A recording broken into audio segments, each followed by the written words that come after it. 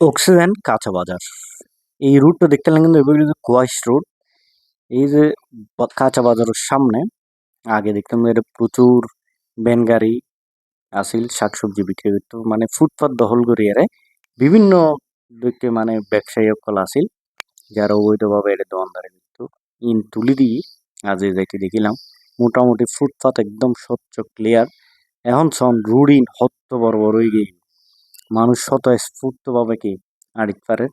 এই যে এই জায়গায় দেখতে লাগুন ইনুত ফল ফ্রুটের দোকান, আলু পেঁয়াজের দোকান, মানে ফুটপাত ন শুধু অর্ধেক রাস্তা ধরে দখল করে দোকানপাটে বই যাইতে গো। তো এখন তুলি দেওয়ানোর কারণে মানুষ স্বতঃস্ফূর্ত ভাবে আড়িত পারে সন এই পাশে দিয়ে ভাঙচুর চলে। আসলে কি মেইন দোকানই ন ভাঙে জিন ফুটপাতত অবৈধভাবে যারা ব্যবসা বাণিজ্য করতো অবৈধভাবে, মানে ছাউনি নেয় লাগি ইনি ভাঙ্গি দিয়ে। এই যে ইয়ান অবশ্যই একটা নিঃসন্দেহে ভালো কাজ। আর ইয়ান যেন বলবৎ থাকে। আবার দেখা যাবে যে কি টিয়া খাই পেলাই টিয়া টোয়া খাই এর আবার এটা দোকানদার বয় দিই ইল্লো তো পারে বাঙালির তো বিশ্বাস নেই, ঠিক আছে না? তো এই যে এখন বর্তমানে যে অবস্থান ইয়ান কিন্তু আসলে ভালো ভালো একটা উদ্যোগ, এভাবেই যাতে বলবৎ থাকে পুনরায় যাতে দোয়ানেই না